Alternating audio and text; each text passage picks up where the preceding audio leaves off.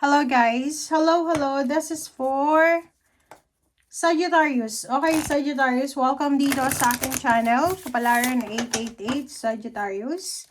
Alamin natin kung yung messages, vibration, gabay, energy para sa inyong lahat. So, I hope na nasa mabuti kayong kalagayan sa ngayon. So, sit back, relax. And titingnan natin, Sagittarius, kung anong message ang naghihintay para sa inyo ngayong last week ng 2025.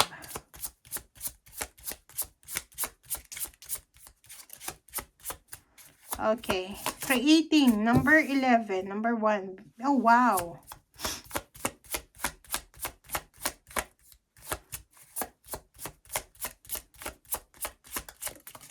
Okay.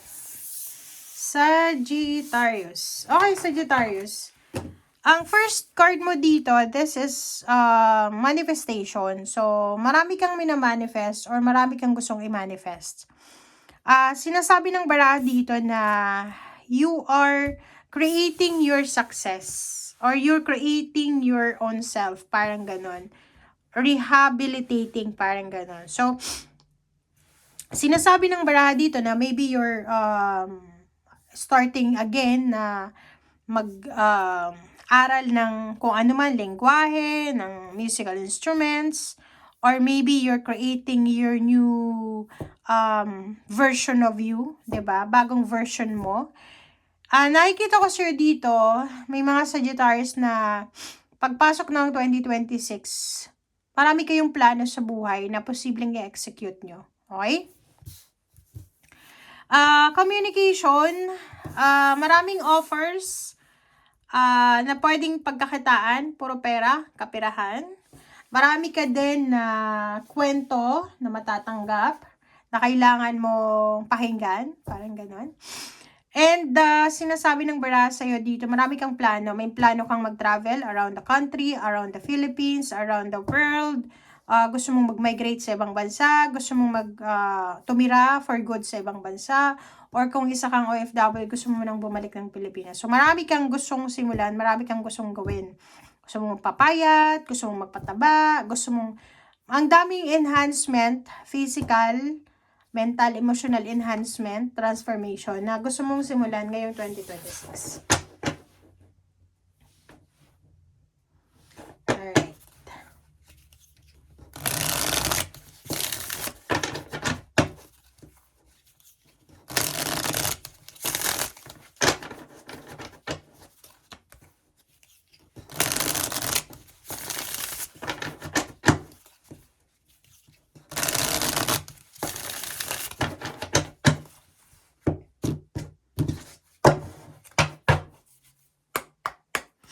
Alright.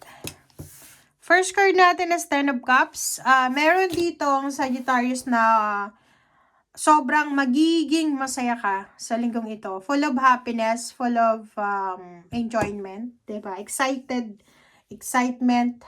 Lahat ata ng pakiramdam ng maligaya mararamdaman mo. This one is, there's a family plan, family celebration, reunion. There's a reason na talagang mag-celebrate ka, 'di ba? New Year, bagong taon. So, nakikita ko sir dito na kaliwat kanan yung selebrasyon, kaliwat kanan yung rason kung bakit ka magse-celebrate. Masaya ka. And yun, so yun, this one is confirmation of the first two cards na sinasabi sa'yo dyan, Sagittarius, na talagang marami kang may isip na plano para sa 2026. Is either relocation, is either movement, travel, parang ganon. Sinasabi ng baraha sa'yo dito, yung iba parang gusto nyo mag-aral, mastery, parang ganon. Yung iba naman sa inyo ay gustong hanapin ang sarili. Okay? So, maybe you want to explore around the world, parang ganon. Gusto mong hanapin kung ano ang mangyayari, parang ganon. Or gusto mong hanapin ang sarili mo. Okay. Next is Nine of Swords. Ace of Cups. Four of Wands. The World card. And Six of Pentacles. Sa ilalim mo dito is Guardian of Wands plus the Devil. So, sinasabi ng Bara sa'yo dito na kailangan nating i-guard ang sarili nating emosyon this year of 2026. Yun lang. Ang daming opportunities, ang daming blessings, but ang pinaka-importante na kailangan mong gawin sa taong ito is kailangan mong proteksyonan ang iyong emosyon. Proteksyonan mo wag masyadong magalit, wag masyadong personalin ang lahat. Nine of Swords. Okay. Nine of Swords and the Ace of Cups.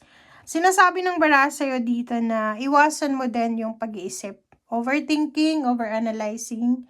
Iwasan yung selos, iwasan yung negative, okay? Ace of Cups, sinasabi ng barahan na mag-focus ka, especially yung 2026 kasi kung makikita mo dito, 10 of Cups and the Sun, maraming rason ka para maging masaya, maraming rason para maging exciting yung buhay mo this year. Pero yun na nga, may mga times ka na medyo malulungkot, magsiselos ganyan or kung ano pa man. Kailangan doon ka mag-focus. Mag-focus ka sa kaligayahan, sa emotion mo. Kontrolin mo yung negativity. And for Wands, nakikita ko sir dito, it's either new members ng family, may buntes, magbuntes, makabuntes. Meron dito magpapatayo ng bahay, magpaparenovate, magpapapintura. And meron dito yon, sabi ko sir kanina, if you're planning to relocate sa ibang lugar, sa ibang bansa, nakikita ko sir dito na you will receive so much parang help. Halimbawa, yung plano mo is pumunta ng Canada, dalhin yung anak mo, pamilya, ganyan, ganito. Maraming mga tao dito na makakatulong sa'yo. Okay? Maraming mga tao ang pwedeng magdala sa'yo ng inspiration, ng motivation, ganyan. So, Ace of Cups, Four of Wands, the World card, Six of Pentacles. Lahat to, sobrang positive. Ito lang yung iwasan mo na maging toxic ka. Yung parang masaya ka ngayon, tapos mamaya, malulungkot ka, mag-iisip ka ng negative. Especially if you are in a relationship na long-distance relationship siya. So, wag nating gawing toxic ang relationship natin this year. In terms of money, wala kang problemahin sa pera sa 2026. Kasi sobrang enormous yung flow ng money mo. Okay? And ang pwede mo lang problemahin is emotion. Magsiselos ka, magtatamang hinala, negativity, yun lang yung iwasan mo. Away, gulo, ganyan. Okay? Thank you guys. Bye!